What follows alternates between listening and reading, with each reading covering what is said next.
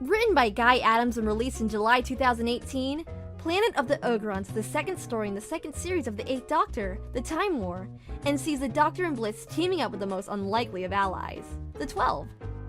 Planet of the Ogrons easily has one of the weirdest episode opening sequences I've heard in a while. On Gallifrey, the TARDIS arrives and an Ogron steps out introducing themselves as the Doctor. Okay, so we have ourselves a little Time Lord. Ogron body swap episode? Let's go on a rescue mission? Wrong! It's so much more better and more complicated than that. Moving on, I must confess, I didn't expect to enjoy a story featuring the laziest and most boring villain in Doctor Who as much as I did. The plot is interesting, the twists are great, and the 12. Okay, let's get this out of the way. I hated the news that Big Finish was not only going to regenerate Mark Bonar, but turn yet another prominent male Time Lord female. Worse, they chose to make the 11 into Mother May I.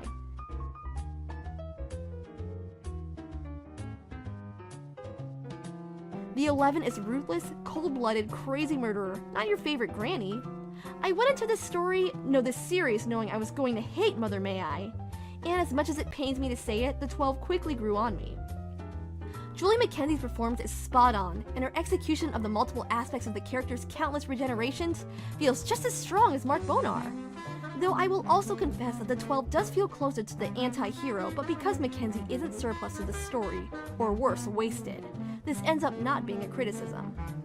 Bliss is still struggling to cast a shadow through here, but this time it's more down to the narrative, the twists and the vastly more entertaining characters filling out the story. Without going to the spoilers about Dr. Ogron, as he's been dubbed, I really enjoyed the back and forth Eighth had with this paradoxical creature in his life. He never believes for a second that the two can somehow be connected, but enjoys taking the credit for Dr. Ogron's deeds when it suits him. Likewise, Dr. Ogron is a very enjoyable character and shares more chemistry with Eighth than Bliss does, which puts even more shame on the companion, or is that the writers? Lastly, I will please ask everyone who's already heard this story not to spoil what happens at this very end of the episode. You know what it is. You know it's good. Let's not ruin it for our fellow fans. Okay, I'm done. Stick a fork in me. Stay tuned for more Time War reviews, and if you haven't already, check out my review for Lords of Terror. For more videos, click that subscribe button, smash that like button, and only if you're perfectly healthy and in possession of all your faculties, drop me a comment and let me know what you thought of the episode.